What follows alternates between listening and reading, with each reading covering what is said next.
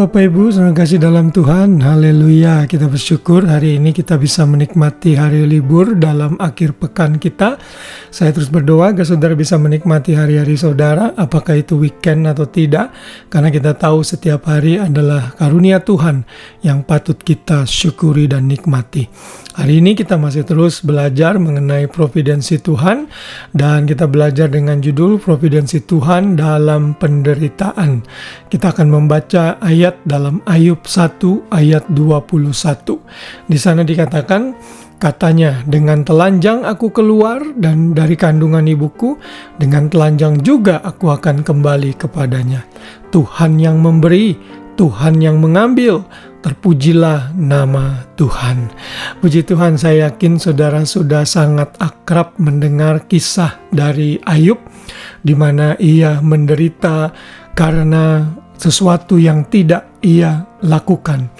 Ayub menderita karena seizin Tuhan, di mana iblis dipakai oleh Tuhan untuk mencobai Ayub sehingga harta bendanya habis, bahkan anak-anaknya pun mati, dan bahkan Ayub tertimpa penyakit seperti bisul-bisul yang sangat mengerikan dan menjijikkan.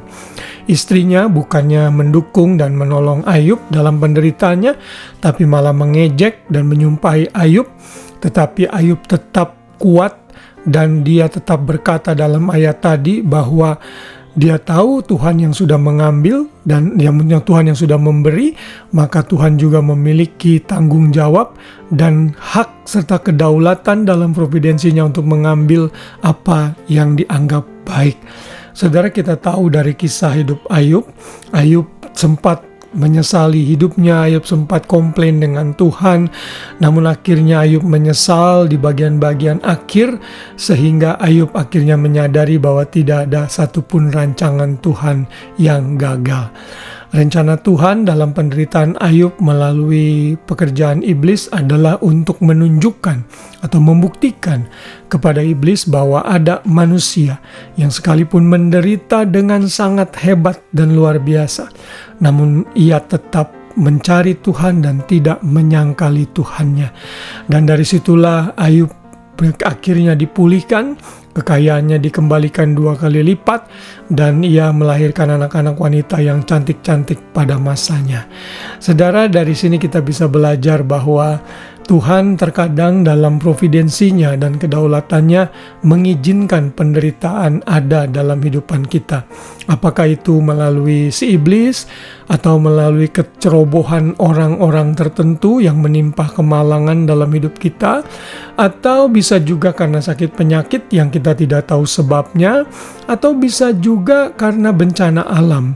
Intinya karena kita masih hidup di dunia yang masih sudah jatuh dalam dosa dan belum dipulihkan secara sempurna, maka kita bisa menderita. Tetapi Tuhan dalam providensinya punya maksud dan tujuan saat kita menderita. Karena itulah kita harus menderita dengan cara yang benar, dengan sikap hati yang benar, dengan alasan yang benar. Bukan menderita karena kesalahan kita, lalu akhirnya kita dipenjara, dikucilkan orang karena mencuri misalnya. Itu sesuatu yang tidak baik. Nah, Alkitab mencatat beberapa manfaat kenapa kita harus siap menderita, dan kita yakin di dalam penderitaan Tuhan tetap berdaulat dan mengatur segala sesuatunya. Yang pertama, penderitaan itu adalah bagian dari hidup dan panggilan kita sebagai orang percaya. Filipi 1 ayat 29 berkata, sebab demi Kristus kamu telah dikaruniakan bukannya untuk percaya, melainkan juga untuk menderita bagi Dia. Lalu penderitaan itu bertujuan untuk memurnikan iman dan membawa kita kepada kemuliaan. Misalnya itu dicatat dalam 1 Petrus 4, 12, 13, dan 19.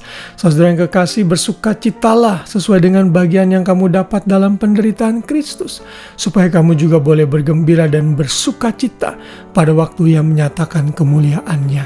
Jadi kita justru harusnya bersyukur kalau kita menderita karena nama Kristus, karena itu berarti kemuliaan Kristus ada di dalam kita. Lalu saat kita menderita berarti kita makin berharap kepada Tuhan, karena suatu hari kelak penderitaan itu tidak akan ada lagi.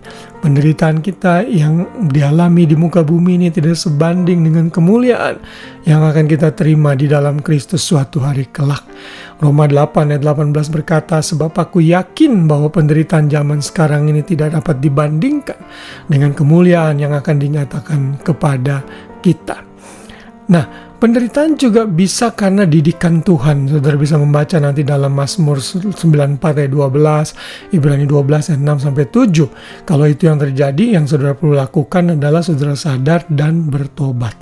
Itu berarti baik dalam keadaan senang, dalam keadaan menderita, Tuhan tetap punya rencana, dan rencana Tuhan itu mendatangkan kebaikan. Karena itu tetaplah trust God, percaya kepada Tuhan sepenuhnya yang mengendalikan hidup kita, karena kita tahu ujung-ujungnya untuk anak Tuhan, apakah dalam keadaan sehat, sakit, menderita atau tidak, adalah mendatangkan kebaikan.